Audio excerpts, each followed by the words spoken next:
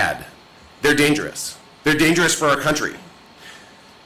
Donald Trump and J.D. Vance want to ransack the public treasury to hand out massive tax cuts to billionaires and stick working Americans with the bill.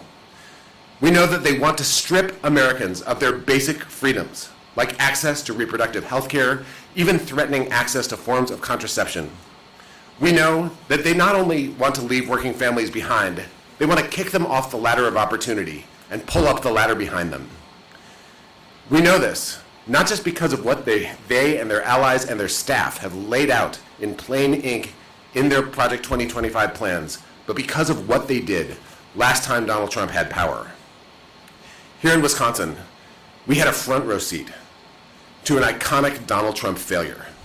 It was the Foxconn plant. Donald Trump came to Wisconsin. He promised the 8th wonder of the world. He broke ground with a golden shovel. And for a project that would have been the biggest giveaway in history to a foreign corporation, Scott Walker and Donald Trump bulldozed 100 homes and businesses. They spent more than $500 million in taxpayer money to pave the way for a massive facility that never appeared.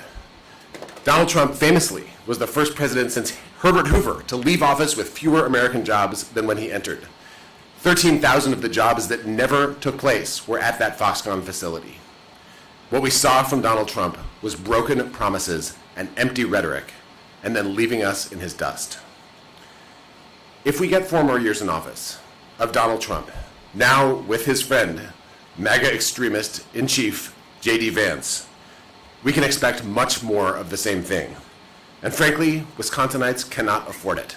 Wisconsinites can't afford the inflation bomb that former President Trump and J.D. Vance are proposing, and we can't afford more broken promises to Wisconsin workers. What we need is the people who actually deliver for our state.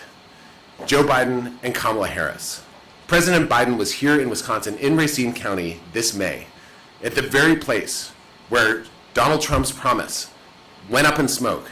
President Biden and AFL-CIO President Schuler and Microsoft President Brad Smith came together and laid out the plan for a $3.3 billion Microsoft data center. Thousands of union jobs creating this data center, the work already underway. That's what progress looks like. And you can see it all over Wisconsin. You can see it with the orange traffic cones, with the cranes. You can see it with the workers hard at work every day building up America in a country and in a state where Joe Biden and Kamala Harris actually kept their word and more. President Biden is building the economy from the bottom up and the middle out. President Biden is taking on corporate greed and fighting to bring down costs. He faced down the biggest, most arrogant special interest in the country, the big pharmaceutical companies, and brought down the price of insulin to $35 a month for people on Medicare. Now he wants to do the same for every American. That contrast is clear as day. We need a president who fights for working people, not for the ultra-billionaires. A president who's already expanded overtime protections, who's banned non-compete agreements, who's consistently fought and advocated for workers' rights. A president fighting to lower healthcare costs and expanding the Affordable Care Act. The last thing we need is a president who spent 4 years in office putting corporations first and the rest of us last, getting back into office to repeat the process on steroids. It's simple. If we want to keep creating jobs, if we want to keep expanding opportunities, if we want to keep strengthening unions and the working families who believe and know that unions are a key path to the middle class, we have got to support Joe Biden and Kamala Harris, and that's exactly what Wisconsinites are doing. Across the state, Democratic volunteers, activists, thousands of them, are knocking on doors, are making phone calls, are talking to voters every day about the stakes. And what we hear at the doors is that no one wants the Project 2025 agenda. No one wants a $5 trillion tax cut for the ultra-wealthy. What they want is a president and vice president who will invest in them. And that's exactly what we're going to do.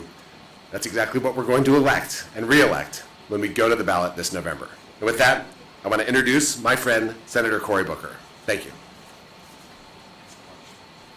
Good morning, everybody. It is really good for me to be in Milwaukee. I have to say, as a former mayor of a great American city, that so many people like Donald Trump like to demean and degrade our urban spaces. It's incredible to see a city like this that is doing so much to help people, to empower its residents, to do what a lot of cities are doing and trying to tell their truth, create jobs, and expand opportunity. It is really a shame when you have leaders in high positions punching down on people and saying such awful things like Donald Trump did about this incredible, diverse community. I'm a guy from Jersey and entered politics in nonpartisan races. When I was mayor of the city of Newark, it wasn't about right or left, it was about what was the best thing to move forward. And I made a reputation for myself about bringing people together from across the aisle to do good things, to empower people to succeed. I'm here obviously speaking on behalf of the Democratic Party, but I am really interested in speaking about the clear choice that Americans have before them right now, and to remind folks that despite the pomp and circumstance I'm seeing in the RNC convention, what the truth is, using Donald Trump's own words and what he did in his first term. People should understand that in the Senate, I've been there for 10 years, in Congress, I have worked with Democrats constantly to fight against Republican attempts to strip away health care from Americans, to undermine people's reproductive rights, to try to fight to secure people's retirement securities. And again, last night, which had me really curious, to be the party that consistently stands up for labor. Joe Biden is the most pro-labor president in my lifetime, and 4 years of Donald Trump, what he did with the NLRB, the National Labor Relations Board, what he did with OSHA, is he tried to undermine consistently union rights and workers' rights. And so let me make this clear, especially when you see frightening documents like Project 2025, when you see what this president did when he was in office, let me make some things clear. Donald Trump is trying to end the Affordable Care Act, widely popular amongst Republicans, independents, and Democrats. Americans should understand what that means. Remember, we stopped Donald Trump in the Senate. Democrats, unified with a few Republicans, stopped him from doing what he said he would do time and time again. What Congress people on the Republican side voted dozens, if not hundreds of times to repeal the Affordable Care Act. What Donald Trump and J.D. Vance say they want to do. What would that mean for you as Americans? It would mean that people with pre-existing conditions, again, would not be able to get health care. It means that health care costs would go up remarkably because millions of Americans rely on the discounts in the exchanges. It would mean young people would be kicked off insurance again, as opposed to being able to stay on their parents' insurance until they're 26. It would mean people with complicated, difficult diseases would not be able to find the care they need. Medicaid and Medicare, something that, again, Republicans in Congress and their policy groups constantly say they want to privatize, they want to limit. Things like 2025, Project 2025, say they want to cap, infecting millions of Americans. We Senate Democrats, we House Democrats, President Biden, we want to fight to make sure that Medicaid and Medicare is not just secure, but we continue to drive down the cost of health coverage and prescription drugs. You saw 4 years of Donald Trump. Prescription drug costs were continuing to go up under that president. President Biden, however, capped out-of-pocket expenses for our seniors to $2,000. President Biden and Senate Democrats and House Democrats were able to lower the cost of insulin to $35. And reproductive care, abortion care is health care. J.D. Vance and Donald Trump have said awful things about criminalizing people who seek abortion care. They have attacked Planned Parenthood time and time again, trying to defund it. They put us in this dystopian world where we criminalize women or doctors that try to save women's lives. If you support Roe v. Wade, this is a clear choice between a president who brags about ending Roe v. Wade, and the president and vice president, who are some of the most powerful voices for reestablishing Roe v. Wade as the law of the land. And Social Security, God bless America. When you've worked all your life and paid into Social Security, and you hear what Republicans are trying to do from their policy groups in Congress, all the way to what you've heard and read in Project 2025. Folks that want to limit benefits, they want to raise the retirement age, do the kind of things that strip away security and resources from hardworking Americans who paid into Social Security, understanding the bargain and the deal all their lives. They want to upend that. I've seen this and heard this and watched this for 10 years in the Senate, people trying to shake that fundamental bargain and end Social Security as we know it. We're at a crossroads here, and it couldn't be more stark. We have a pro-union president in office right now. We have a party that fights and protects unions. We have a party that protects women's rights to choose. We have a party that's proven they can lower health care costs, lower prescription drug costs, expand health coverage. Heck, for black people in America, we now are at the point where never before in history have we had this many black people covered by health insurance. And the party that wants to end all of that. I want to end by saying that this is a tough political season. I serve in the Senate with a lot of folks, and like Tammy Baldwin, who's my friend here in Wisconsin, who has done so much to create jobs here. She's a leader of Buy America. Tammy Baldwin is this incredible woman who is one of those workhorses in the Senate, not a show horse at all. And what I love about Tammy Baldwin is she's the part of us in the Senate that really works across the aisle. And we were talking yesterday about this choice of one of our colleagues to be Trump's vice president. And we both wish him well, pray for his family. It's not easy to put yourself out there, especially on a presidential ticket. I saw the attacks, the unfair, unjust attacks on Kamala Harris, one of our colleagues, good American. But the choice of J.D. Vance worries me because of this. It presents this stark contrast in our country, stark contrast, not between Republicans and Democrats, but between President Trump's first vice president, between President Trump's first vice president, Pence, and his current vice president. What is the stark difference between the two? What is the stark difference between Donald Trump's first vice president and why he says he chose his second vice presidential choice? It's the same thing we see with so many people from Donald Trump's original circle, his former chief of staff, his former secretary of defense, who have all come out and say they don't support Donald Trump's presidency. Because when Donald Trump made a move on our democracy and our elections and spread the worst lie I've ever seen that caused one of the lowest, most shameful moments in American history on January 6th, where people stormed into our Capitol, where we literally had a trial in the United States Senate, where both Republicans and Democrats voted to convict Donald Trump. Vice President Pence did the right thing for our democracy. Vice President Pence moved to certify an election that Donald Trump's chief election officer said was fair. And now he's chosen a vice president who said that he would not have done that. If he was the vice president then, he would have lurched our country perhaps into its worst constitutional crisis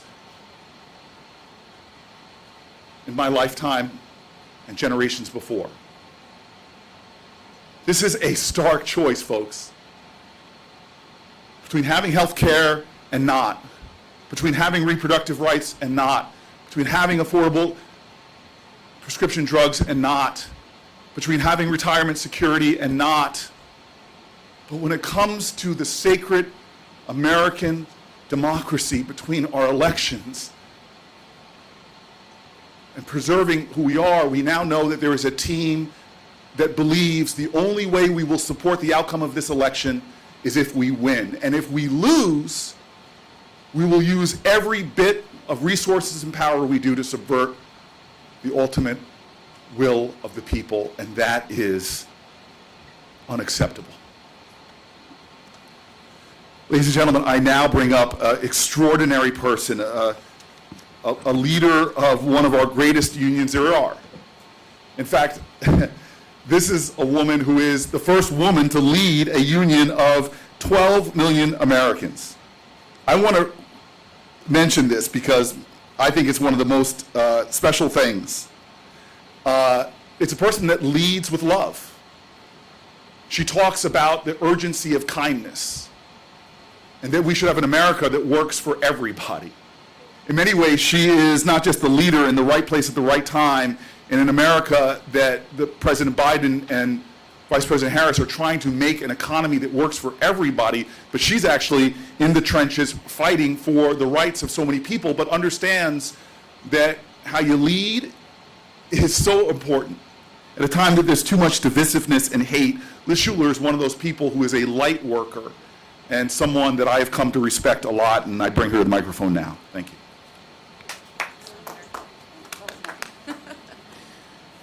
Good morning, everyone. I heard a smattering of applause. I think it needs to be louder. Somebody from the press felt like they wanted to applaud, then they remembered their job. We do represent journalists as well. Good morning, everyone. Again, I'm Liz Schuler, AFL-CIO president, and I'm here on behalf of 12.5 million workers in unions all over this country, including, Senator, 6.5 million women in the labor movement. A lot of people don't see us as the largest organization of working women in the country. Someone can tweet that. And I'm here actually proudly supporting the most pro-union president in history, Joe Biden.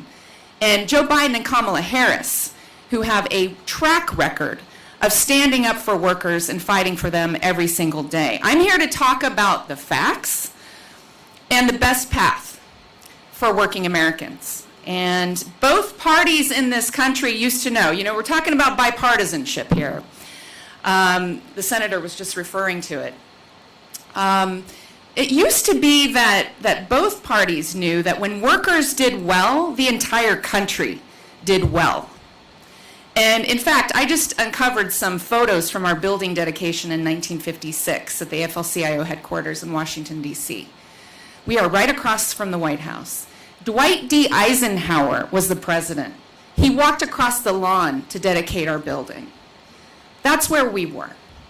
We were in a bipartisan place.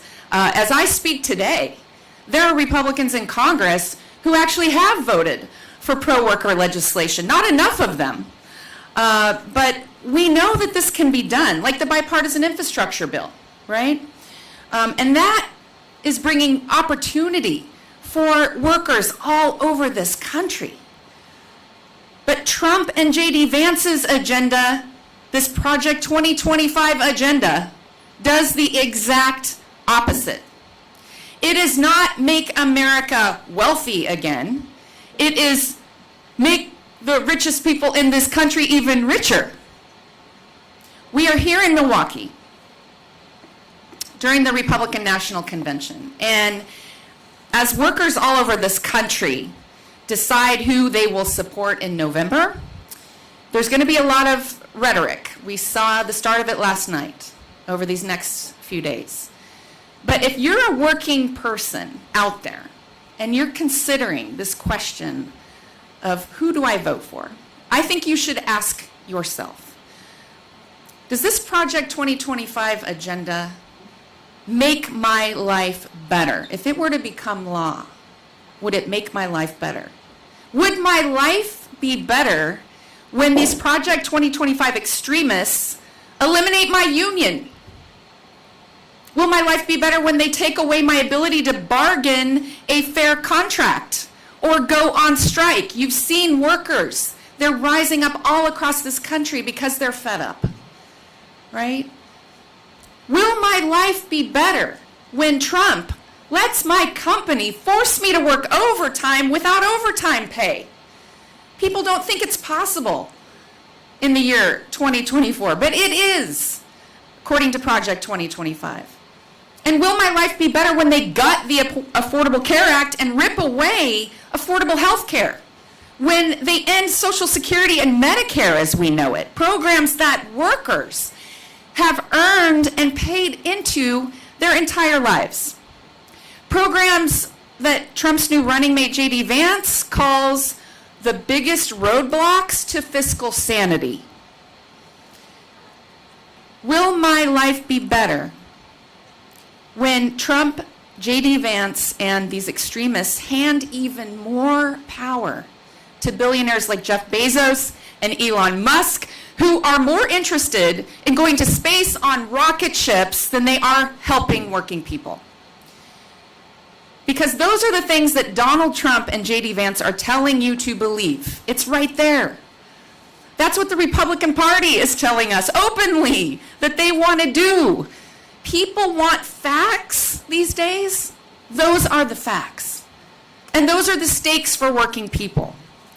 And I believe when working people have the facts and they see the stark choices that we've been talking about this morning, we are going to invest in ourselves, we are going to invest in our future, and we are going to support Joe Biden and Kamala Harris, who have a clear record and stand with working people. Thank you so much. I'm going to turn it back over to Quinn.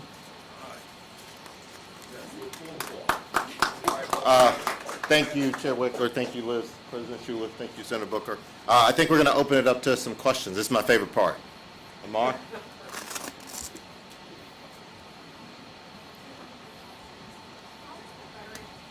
How has the rhetoric changed? Fox News. How has the rhetoric changed in light of the assassination attempt with being here at the RNC and representing the DNC and Biden-Harris administration?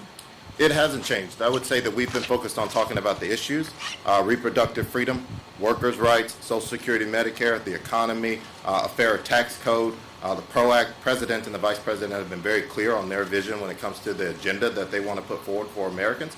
Our campaign has been talking about that for months since the re-election was announced, and we're going to continue to do so. As the president said, this is how democracy works. We're going to continue to have a candid conversation about the stark contrast. I think Senator Booker laid it out very, very well, that there are two very, very different visions for this country. And I think it is absolutely surmised at the very tip top of that, with the vice presidential picks of Donald Trump, we see that. But underneath that, Americans at home are worried about their mortgages. They're worried about their rent. They're worried about health care. They're worried about child care. They're worried about how they're going to continue to put gas in their tanks. President Biden and Vice President Harris are focused on doubling down and continue to do the work for the American people. And we're going to continue to draw the contrast of what that work actually means and what it means for the lives of those American people. And it's either that, President Biden and Vice President Harris's agenda, or, as President Schuler said, the vision of Project 2025, and we know what that would do to workers' rights and people's rights across this country. Cam?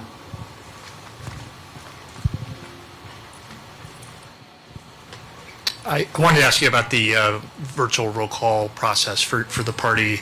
Do you think that is necessary now, just given that Ohio is no longer the impediment that you thought it once was? And do you think that the party should really have the opportunity to talk about this at the convention in Chicago, and not go through with a virtual process weeks beforehand? Look, so for anybody that couldn't hear, I think that the question was about Ohio's virtual roll call and the DNC moving forward with a virtual roll call. I think the answer here is very simple, is the fact that, there have been virtual roll calls in previous presidential elections. Ohio Republicans decided to play games. We have an obligation to make sure, as we have said, to stand by fair and free elections and make sure that the process runs as smoothly as possible. They tried to do a rule change. It is our obligation as a campaign to make sure that President Biden is on the ballot, as well as Donald Trump, for anybody who is trying to play those games, and any candidates who compete the process, turn in their signatures to get on the ballot and have ballot access. But we're not going to leave it up to Ohio Republicans to have President Biden not be on the ballot in every single state.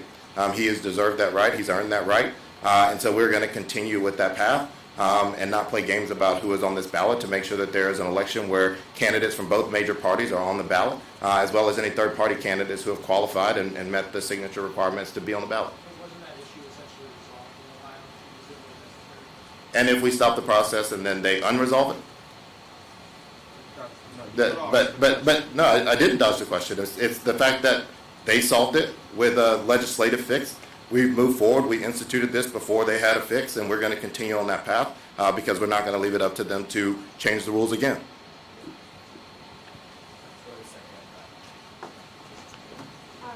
There have been a number of billboards that have gone up around Milwaukee today. Can you talk a little bit about the messaging behind those? Which billboards are from ours or from Donald Trump? Your guys's that have gone up today. Look, I think that, one, Donald Trump is here trying to say that he loves Milwaukee. I think Chair Wickler, if he wants to chime in, can talk about how Donald Trump actually feels about Milwaukee. But from us, it's very simple. The agenda and the vision here are very different.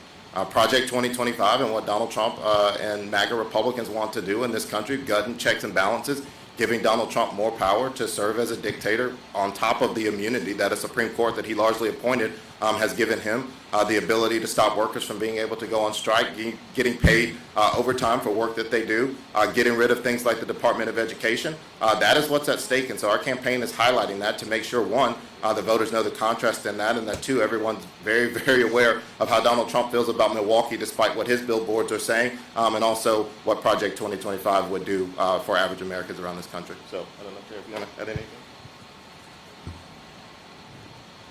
Former President Trump didn't just say Milwaukee was horrible. He oversaw an administration that failed Milwaukee.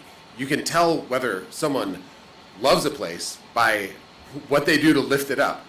And Donald Trump's administration was bad for Milwaukeeans. Republican Tom Tiffany is a congressman from Wisconsin. He wrote recently that Republicans have used Milwaukee as a punching bag for years. We've seen a Republican Party that has really turned its back on cities like Milwaukee and cities across the country. And we know that Milwaukee is a wonderful place. We know that Wisconsin is stronger because Milwaukee is such a wonderful city. And as a state, in every part of our state, we all do better when we all do better. And so we want to make sure that voters know not just what people say, but whose side these candidates are on. President Biden has been a tremendous success delivering infrastructure investments, delivering expansions of healthcare, delivering expansions in jobs and small business creation, passing the bipartisan infrastructure law to replace every lead lateral pipe in Milwaukee.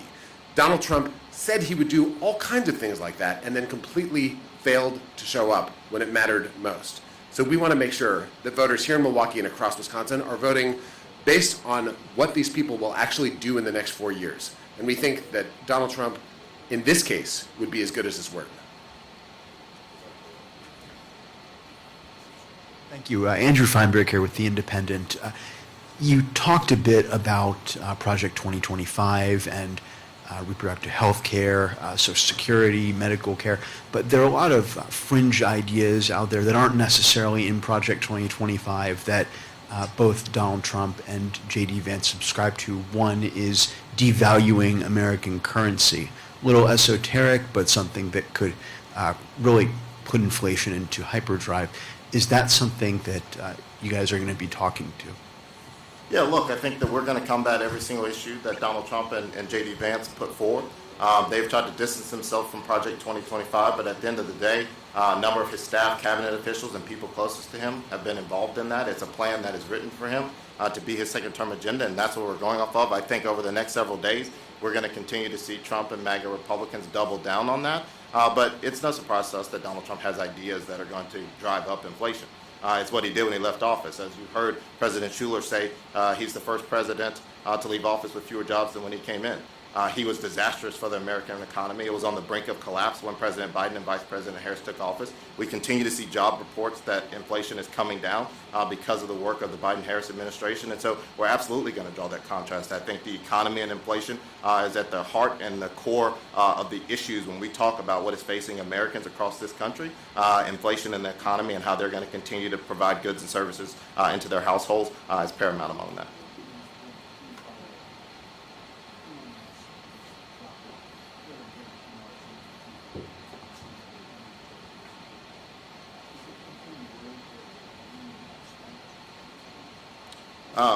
Look, money for me as an operative It's obviously important. It's an important factor in politics and campaigns today. That is just the way it is.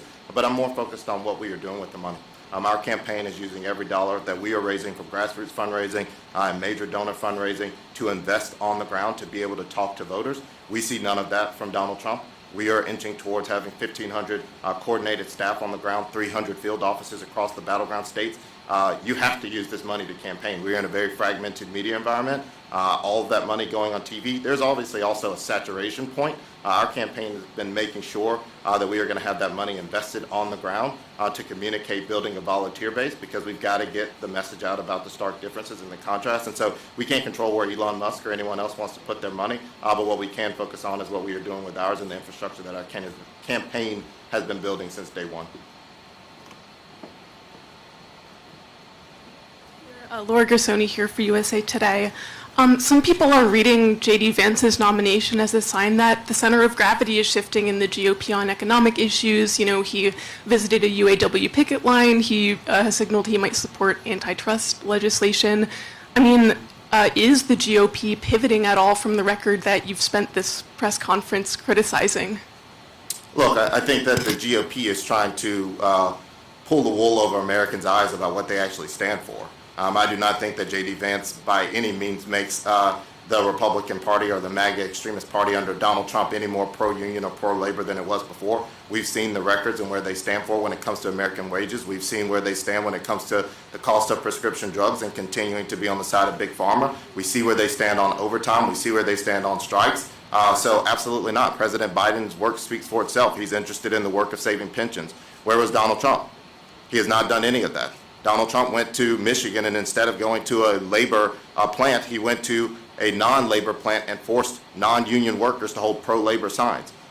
They are lying, but their record speaks for itself, and if he gets anywhere near the White House again, it will be disastrous for American workers. Yeah, and I'll just say it is spin. It's talking points. We have seen what this Biden administration has done for workers. Protests, that was huge. And the American Rescue Plan not only saved our country from disastrous effects of the pandemic, but to have investments in retirement security for workers that we never thought possible was because of Joe Biden and this administration. Joe Biden, yes, he was the first sitting American president to walk a union picket line.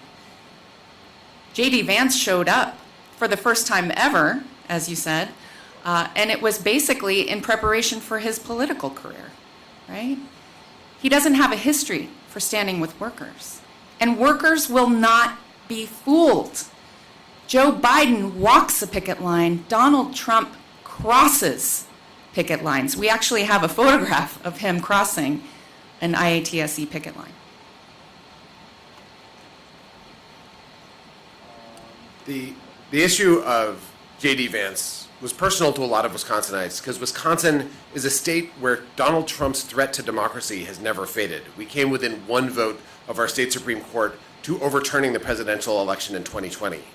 And after Dobbs fell, for 451 days, Wisconsinites could not access abortion care in our state.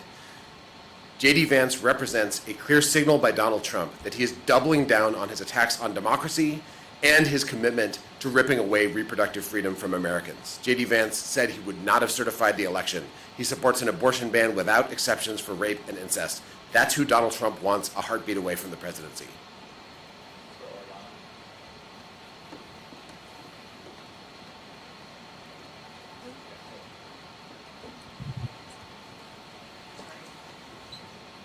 Hi, I'm Oriana with Notice. So yesterday, Republicans approved the RNC platform that took out federal bans and most anti-abortion rhetoric from the text. And I wanted to get your thoughts on what do you think it says that the GOP national agenda seems less restrictive on abortion? It seems that they are continuing to lie. I just answered a question about them lying on workers' rights. Now they're trying to lie about women's rights. I don't care about what text they put on paper. I care about the actions of the people. Donald Trump has said numerous times there needs to be punishment for women. He's talked about monitoring pregnancies, criminalizing women, criminalizing doctors. That is what the Republican platform is, what is coming out of their candidate's mouth and their nominee's mouth. And I think we've seen time and again where Donald Trump stands, not just on reproductive rights, but on IVF, on family planning. He's continuing to double down on that. And so there is no amount of text on paper or websites that they can approve or plan out that is going to detract from the fact that Donald Trump and his opponent, J.D. Vance, you just heard Ben Wickler, or his nominee for VP, J.D. Vance. You just heard Chair Wickler talk about the fact that J.D. Vance said 2 wrongs don't make a right, when he's asked about cases of rape and incest and women getting abortion from that. That is the Republican Party platform when it comes to reproductive freedoms and abortion rights in this country. Can you repeat the question? Can we wait? Yeah, I mean, it's absolutely a political strategy, but again, it comes to the fact that the Republican Party understands that they are on the wrong side of these issues and are trying to moderate themselves, but the American people have seen where they really stand on these issues.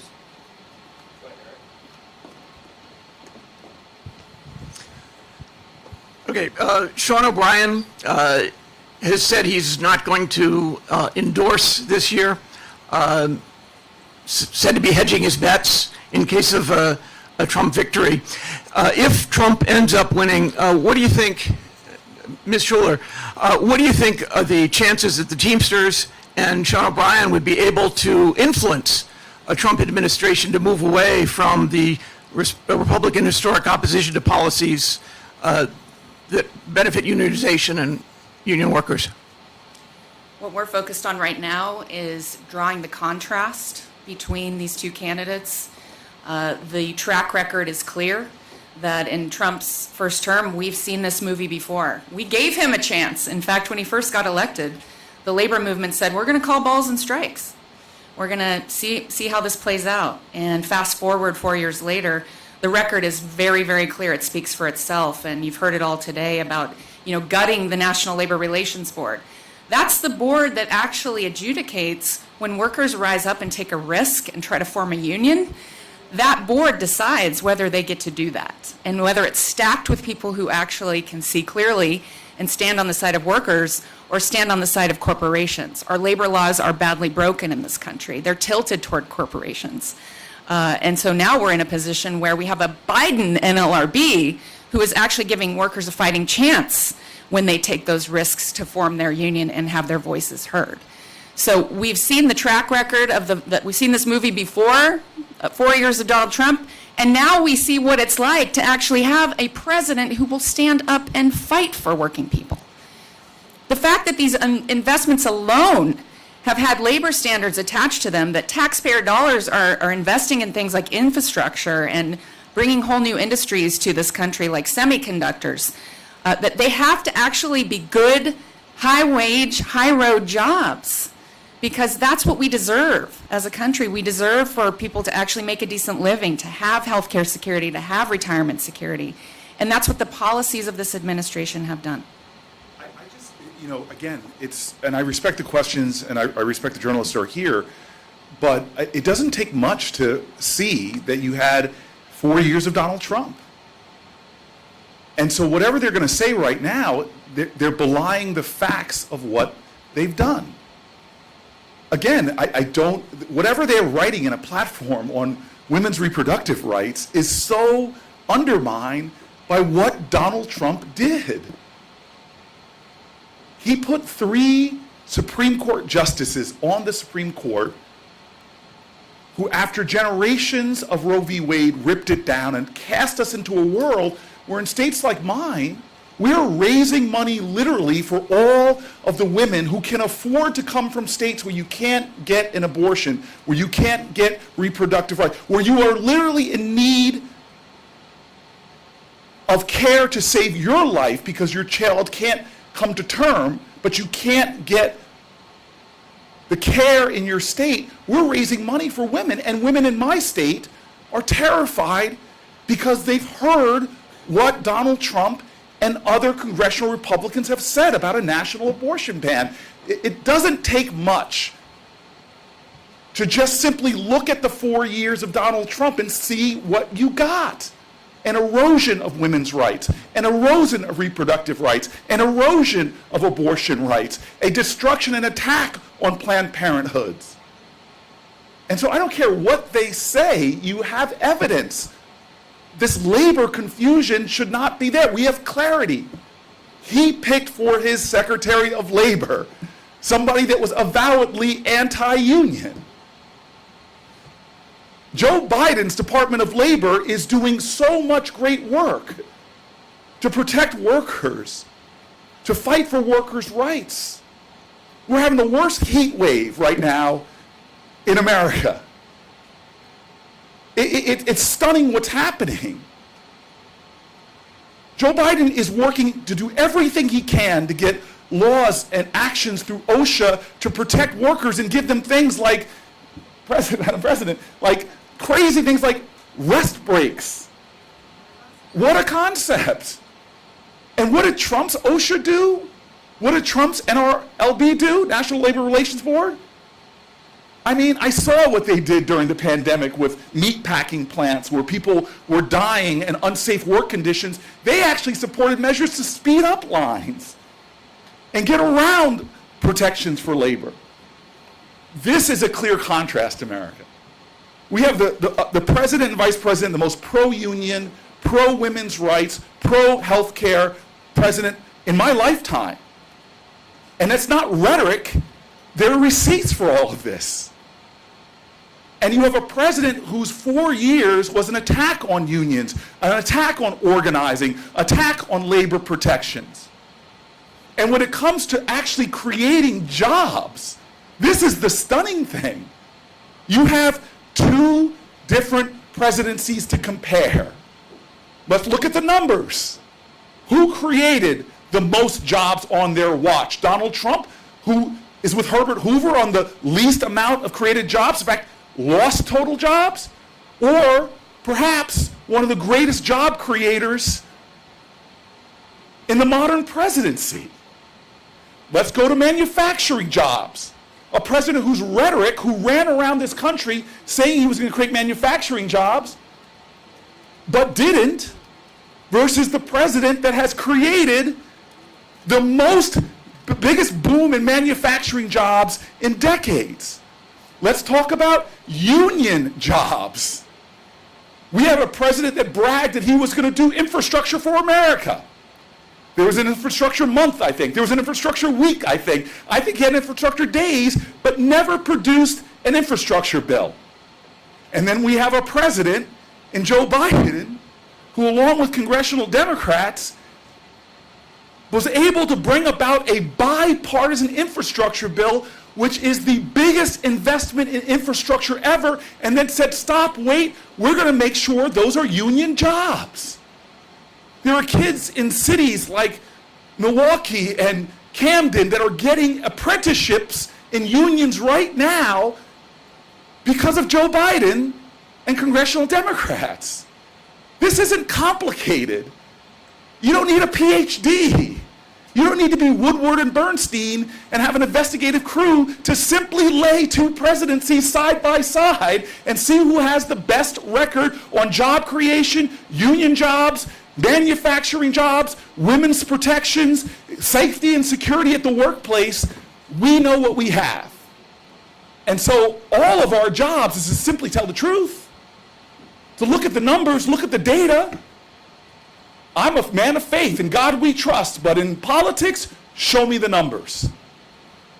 And the last 4 years, under the worst of circumstances, a global recession, globally, I travel around the world and see other countries struggling. The #1 economy in the world is the United States of America. The strongest manufacturing sector in the world is the United States of America. Under this president and Democrats in Congress. It's not complicated, folks. And the last thing, I'm sorry, I was sitting back there trying to be patient. Let these experts speak.